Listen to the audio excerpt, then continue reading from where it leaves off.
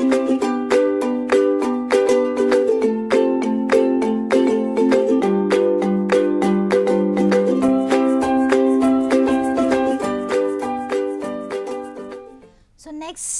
Will be seeing your SLN. So अब तक जो हमने डिस्कस किया था दैट इज SLN का method of preparation. Before that we have discussed nano particles method of preparation. Now will be seeing advantages of SLNS. SLNS is the most preferred nanoparticles because of this all these advantages. Control and drug release, ठीक है, control and target drug release. So आप SLN को target कर सकते हो, आपका जो release है, रिलीज रेट है, उसको आप कंट्रोल कर सकते हो, ठीक है, और ड्रग रिलीज को टारगेट कर सकते हो to a specific site of action. Drug की स्टेबिलिटी को हम बढ़ा सकते हैं. The stability of drug can be enhanced. Next, high and enhanced drug content. So आपके नैनो पार्टिकल्स के अंदर आपका जो ड्रग का कंटेंट है उसको हम बढ़ा सकते हैं by using solid lipid nano particles. As it is a solid lipids we are using, solid का सरफेस एरिया ज़्यादा हो सकता है, ज़्यादा कर सकते हैं, हम बढ़ा सकते हैं by reducing the particle size, ठीक है. एंड आपका जो ड्रग लोडिंग है, ड्रग कंटेंट को आप लोड कर सकते हो, वो ज़्यादा लोड कर सकते हो ताकि you can control the drug release, ठीक है. Next, feasible for carrying both lipophilic and hydrophilic drugs. So your SLNS has both affinities. इसके affinities है towards both kind of drugs, that is lipophilic drug की तरह lipophilic drug को भी आप entrap कर सकते हो, hydrophilic drug को भी हम entrap कर सकते हो. Excellent biocompatibility. किसी भी ड्रग के साथ आपके SLN की कंपेटिबिलिटी अच्छी है. उसके साथ आपका बॉडी का जो एनवायरनमेंट है, बॉडी का जो pH है, बॉडी फ्लूइड्स जो है, उसके साथ भी आपके SLNS की अच्छी खासी कंपेटिबिलिटी है. It has a good compatibility with your body fluids, body pH, ठीक है. Water based technology we have seen in the preparation कि आप लिपिड के साथ वाटर को वाटर फेज में आप लिपिड को डिस्पर्स करते हैं. That's why as your water here we are using as a continuous phase, that's why it is a water based technology, ठीक है. Easy to scale up and sterilize हम अच्छे से कर सकते हैं उसको. It can be free from any kind of micro organisms and avoid the RES that is reticulo endothelium system. Reticulo and systemic circulation को वो अवॉइड करता है to reach to the reticulo endothelium system को वो avoid करता है to reach to the targeted site, ठीक है. So these are the advantages of SLNS, that is control and target drug release, increase drug stability, high and enhanced drug content, affinity towards both lipophilic and hydrophilic drug. Next, excellent biocompatibility. Water based technology, it is a water based technology as water is the continuous phase. Easy to scale up and sterilize कर सकते हैं हम बहुत अच्छे से इसको. It can be free from microorganisms, completely free from microorganisms, and it is avoiding reticuloendothelial system. Now everything which has an advantage, it has disadvantages. So drug loading capacity is limited. Drug content को आप बढ़ा सकते हो by increasing the surface area, लेकिन उसकी drug loading की capacity कम है. High water content, ठीक है, इसीलिए हम यहाँ पे स्टेरिलाइजेशन का यूज़ कर रहे हैं क्योंकि वाटर कंटेंट ज़्यादा है एंड वाटर कंटेंट अगर ज़्यादा होता है there can be a chance more, it is more prone to contamination. It is more prone to contamination. That's why we are telling about the sterilization here. Contamination के लिए prone है, that's why we can sterilize it properly. ठीक है. High pressure induced drug degradation. हम hot and cold में हमने देखा है, हॉट एंड कोल्ड होमोजेनाइजेशन में देखा है कि हम हाई प्रेशर होमोजेनाइजेशन यूज़ कर रहे हैं. Do this high pressure can degrade your drug की जो कैरेक्टरिस्टिक्स है उसको, उसकी जो स्टेबिलिटी है उसको हैम्पर कर सकता है. जो आपका हाई प्रेशर मेथड है, हाई प्रेशर होमोजेनाइजेशन मेथड है to prepare SLNS. Coexistence of several colloidal species, lipids में बहुत सारे कॉलोइडल स्पीसीज के प्रेजेंस की चांसेस हैं.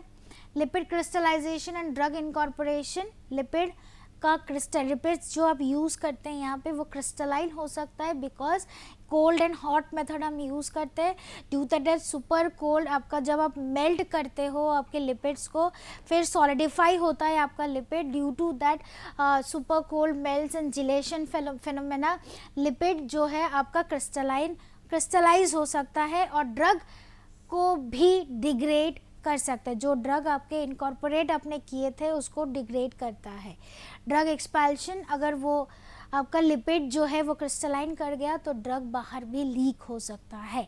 सो these are the disadvantages of SLNS, that is drug loading capacity is limited, high water content, high pressure induced drug degradation, coexistence of several colloidal species, lipid crystallization and drug incorporation due to super cold melts या gelation phenomena and drug expulsion, drug बाहर leak हो सकता है. Applications of SLNS, only these are the application of your solid lipid nanoparticles. Possibility of controlled drug release, ठीक है. Drug release को हम धीरे धीरे कंट्रोल करके उसको रिलीज़ कर सकते हैं. नॉट दैट कि एट ए टाइम पूरा ड्रग हम रिलीज़ कर दें, धीरे धीरे उसको हम रिलीज़ कर सकते हैं ताकि धीरे धीरे वो थेराप्यूटिक एक्टिविटी डिलीवर कर सके. स्टेबिलिटी, ड्रग की स्टेबिलिटी बढ़ा सकते हैं हम. हाई ड्रग पे लोड, ठीक है. नो बायोटॉक्सिसिटी ऑफ द कैरियर के तरफ से कोई किसी भी तरीके का कोई भी टॉक्सिसिटी नहीं होती है when you are using SLNS as the drug carrier, क्योंकि आपका SLNS जो लिपिड्स हम यूज़ करते हैं दैट इज़ इनर्ट एंड हम वाटर बेस्ड सिस्टम है. So water is completely inert towards your drug. Avoidance of organic solvent हम यहाँ पे यूज़ ही नहीं करते हैं. एक्वस फेज में आप लिपिड्स को डिस्पर्स कराते हो, सो कम्प्लीटली हम एंड सर्फेक्टेंट हम डालते हैं, सो हम ऑर्गेनिक सॉल्वेंट को कम्प्लीटली अवॉइड कर सकते हैं. Incorporation of lipophilic and hydrophilic drugs, so मैंने पहले ही बोला था एडवांटेजेस में आपके SLNS की दोनों ड्रग की तरफ, that is lipid soluble drugs and water soluble drugs, दोनों कैटेगरी के ड्रग्स की तरफ आपका SLNS की एफिनिटी है. So these are the applications of SLNS, that is possibility of controlled drug release, increased drug stability, high drug payload, no biotoxicity of the carrier, avoidance of organic solvent and incorporation of lipophilic and hydrophilic drugs. Next, oral SLN in antitubercular therapy. So some applications, some therapeutic applications of solid lipid nanoparticles.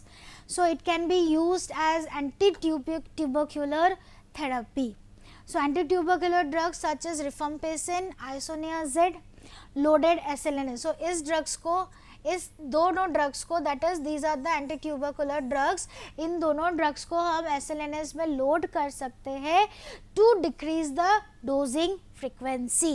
Dosing frequency मतलब एक बार में कितनी बार आप dose को release करते हो, that is paracetamol जो हम लेते हैं एवरी 8 आवर्स लेते हैं. सो यहाँ पे अगर डोजिंग फ्रिक्वेंसी आपको कम करनी है, that means instead of every 8 hours we can increase the duration of time of taking your medicine. ठीक है, so that is known as dosing frequency. So anti tubercular drugs को SLNS में load करके इन एंटी ट्यूबरकुलर ड्रग्स की dosing frequency को हम घटा सकते हैं. एक अगर जहाँ पे हम 2 बार या 3 बार लेते हैं ड्रग्स को बाय यूजिंग SLNS, वो घट के 1 बार या 2 बार हम उसको कर सकते हैं. That is known as dosing frequency. Next, SLNS as a gene vector carrier. Gene vector vector carrier. So several recent reports carrying genetic materials such as, so यहाँ पे हम SLNS में genetic materials को लोड कर सकते हैं या फिर कैरी कर सकता है आपका SLNS genetic material like DNA, plasmid DNA या फिर other nucleic acid.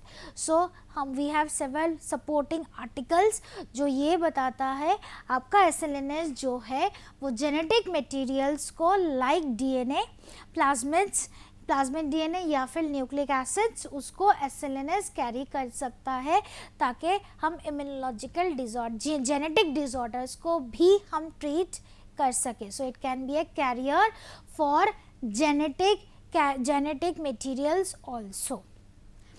Next, potential of SLNS in brain targeting. So brain disease में या फिर brain cells जो brain affected cells है उसको treat करने के लिए भी हम SLNS को use कर सकते हैं.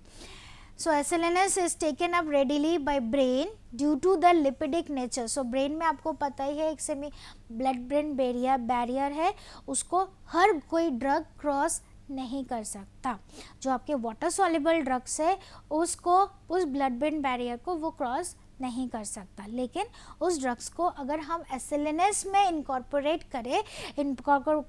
करके या फिर लोड करके हम उसको टारगेट करें ब्रेन में, सो वाटर सॉल्युबल ड्रग्स भी आपके ब्रेन में जा सकता है बिकॉज आपका SLNS जो है वो लिपिडिक नेचर है. ठीक है.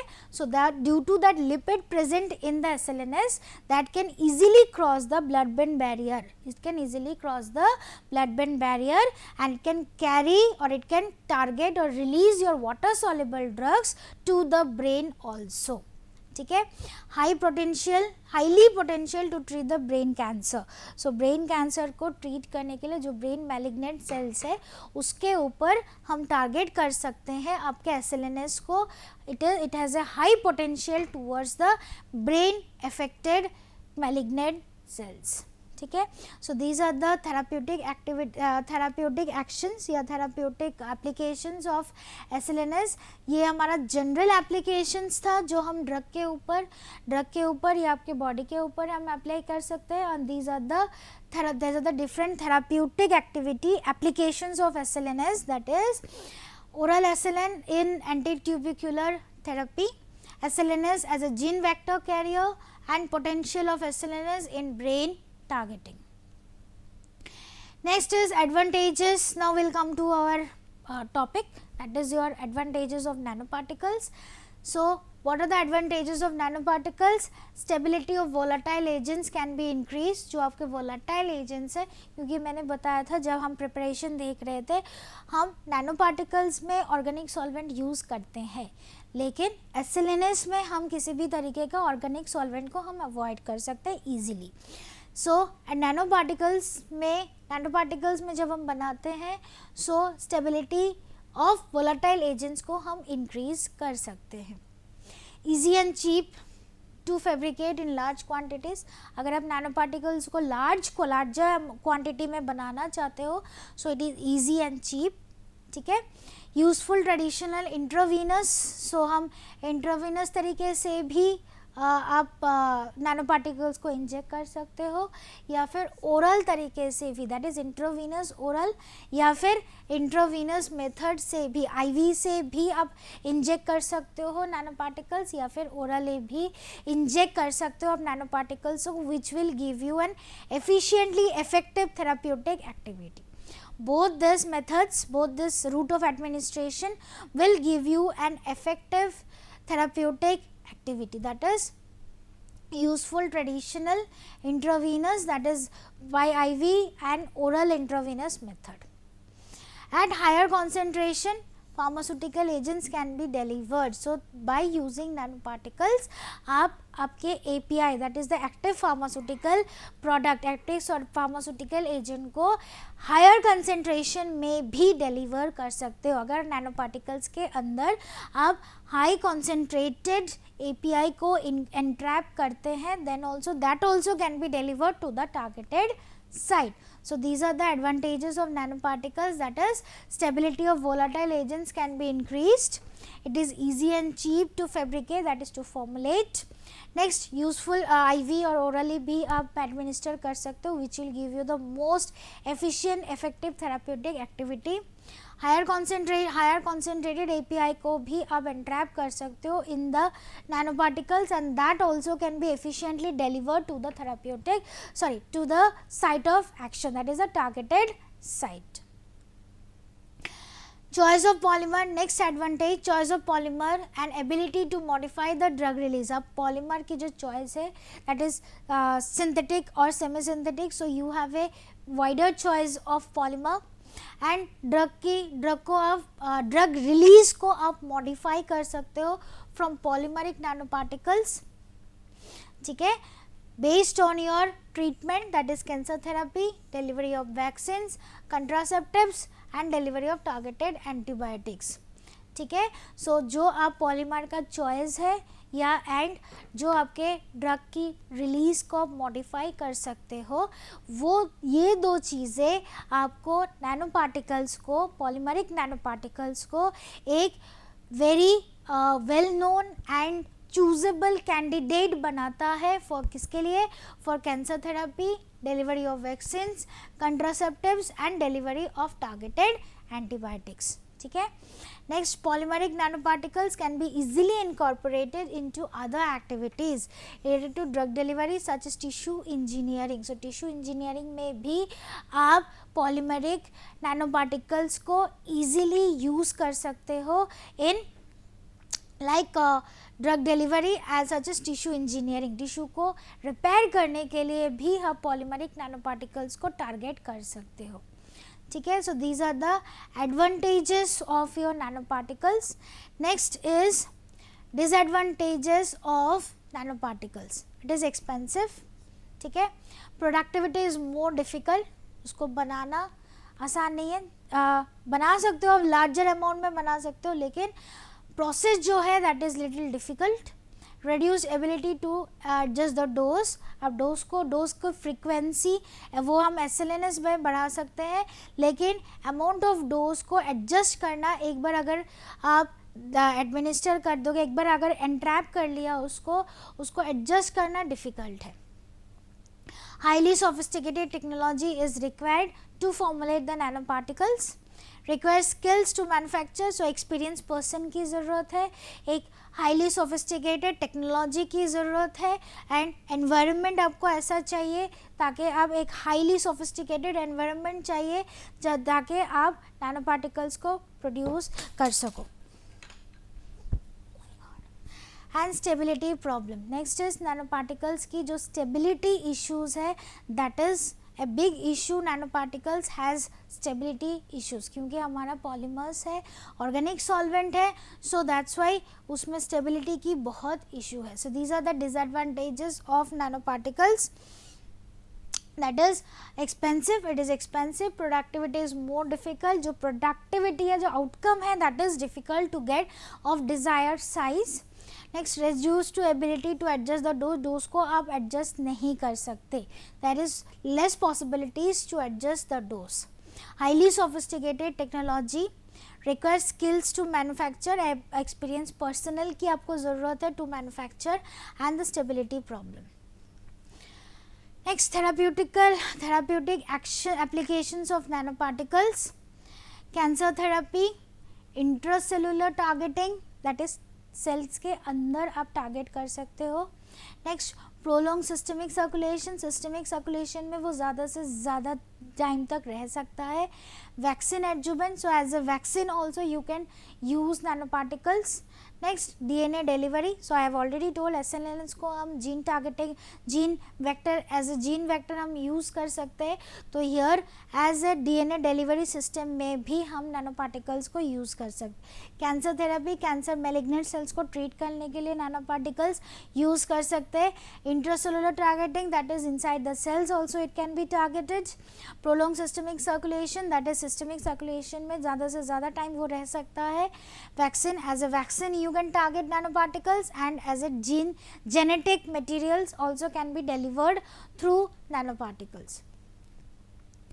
Next, purification of nanoparticles. So purification of nanoparticles, that is by gel filtration you can purify. ठीक है, प्यूरिफिकेशन का मतलब है जो आपका ड्रग एंट्रैप आपने किया है और एंट्रैपमेंट के बाद जो आपका ड्रग अनएंट्रैप रह गया, जो एंट्रैप नहीं हुआ है उसको हटाना, that is known as purification of, उसको रिमूव करना, that is known as purification of nanoparticles. So by gel filtration, by dialysis, ultra centrifugation and cross flow filtration. So gel filtration, that is by gel permeation technique, that is through gelling you can filter your unentrapped drug. Dialysis by cellophane bag या फिर dialysis टबिंग use करके आप nano particles से अनएंट्रैप drug को हटा सकते हो. Next, ultra centrifugation, that is with high rotation, ultra centrifugate with high speed से सुपरनेटेड लेयर को हटा के आप उस अनएंट्रैप ड्रग को हटा सकते हो, या फिर cross flow filtration. Next, we have a special technique of nanoparticles, that is freeze drying of nanoparticles. ठीक है, so this technique, what is that technique? Involves freezing of nanoparticles. ठीक है, nanoparticles को जो सस्पेंशन है उसको फ्रीज करना. तो फर्स्ट स्टेप में क्या आता है, आपके इस टेक्निक में आपके नैनोपार्टिकल सस्पेंशन को फ्रीज करना. नेक्स्ट स्टेप में क्या आएगा, सब्सिक्वेंट सब्लिमेशन. सब्लिमेशन क्या है, what do you mean by sublimation? Sublimation is nothing but changing of one phase to another. What phase? That is from solid, it will be directly converted into vapor without undergoing to the water phase, that is known as sublimation. So यहाँ पे एक sublimation आप करेंगे of its water content, ठीक है, under reduce pressure, ताकि जो suspension आपको मिला है वो डायरेक्टली गैसियस फॉर्म में कन्वर्ट हो सके. ठीक है, आप सस्पेंशन को आप सब्लिमेट करेंगे ताकि आपका जो सस्पेंशन है वो सॉलिड फॉर्म में आ सके and you will be getting a free flowing powdered material. So suspension को पाउडर्ड मटेरियल में कन्वर्ट करने के लिए, फ्री फ्लोइंग पाउडर मटेरियल में कन्वर्ट करने के लिए we are using a freeze drying technique. इस टेक्निक में क्या करते हैं हम पहले नैनो पार्टिकल्स को फ्रीज़ करते हैं, फ्रीज़ करने के बाद सब्लिमेट करते हैं, उसका वाटर कंटेंट को गैसियस फॉर्म में कम्प्लीटली कन्वर्ट कर देते हैं. जो फ्रीजिंग के बाद जो वाटर कंटेंट रह जाता है उसको हम डायरेक्टली उसको हम डायरेक्टली सब्लिमेट करते हैं गैसियस फॉर्म में, ताकि आपके कुछ भी वाटर फॉर्म ना रहे आपके फ्रीज्ड नैनो पार्टिकल सस्पेंशन में, and you can get a free flowing powdered material. आपको एक सॉलिड फॉर्म मिले जो आपको फ्री फ्लोइंग पाउडर्ड मटेरियल वो हो सके. ठीक है, सो इस टेक्निक के क्या एडवांटेजेस है, डिग्रेडेशन को प्रिवेंट करता है and solubilization of polymer. So polymer का जो डिग्रेडेशन है उसको वो प्रिवेंट करता है बाय, एंड पॉलीमर का किसी भी सॉल्वेंट में सॉल्युबलाइजेशन को भी प्रिवेंट करता है this freeze drying technique. Prevention from drug leakage. So आपका अगर सॉलिड फॉर्म में है तो ड्रग लीकेज की पॉसिबिलिटी कम हो जाती है. Drug desorption from the drug degradation. Drug की जो डिग्रेडेशन है, स्टेबिलिटी इश्यूज है, वो भी कम हो जाती है ड्रग की. Easy to handle and store, so there is no water present in your nanoparticles. So contamination storing में on storage there is less chances or less possibilities of degradation and contamination. So आप store कर सकते हो उसको for longer period of time. And readily dispersible. सो अगर आपको चाहिए होगा इसको फिर से suspension banana, so it can B readily dispersible in water. सो यहाँ पे हम क्या करते हैं, सस्पेंशन को फ्रीज़ करते हैं, फ्रीज़ करने के बाद सब्लिमेट करते हैं ताकि there should not be any sort of any water present in the freezed nano particle suspension, जिसको हम गैसियस फॉर्म में सब्लिमेट कर देते हैं ताकि आपको एक फ्री फ्लोइंग पाउडर मटेरियल मिल सके. So advantages, as I have told, prevention from degradation and solubilization of the polymer, prevention from drug leakage and drug desorption, drug degradation, easy to handle and store and readily dispersible in water. ठीक है. So this is a freeze drying of nano particle. This is a special technique जिस अगर आपको powdered form में चाहिए. अब तक हमें नैनो पार्टिकल का सस्पेंशन मिलता आया है, नैनो पार्टिकल का डिस्पर्शन मिलता आया है. अगर आपको नैनो पार्टिकल्स एक पाउडर फॉर्म में चाहिए, then you can use this freeze drying technique. Next, sterilization of nanoparticles. So we have various method, aseptic techniques, that is you can store your nanoparticles in completely contamination free environment. That means there should not be any sort of microorganisms present in this aseptic area. Next, aseptic techniques. जब आप sterilize करोगे there should not be any kind of microorganism. That is आपके पास एक aseptic area होगा जहाँ पे जाके आप अपने नैनो पार्टिकल्स को स्टेरिलाइज करोगे. That is known as aseptic techniques.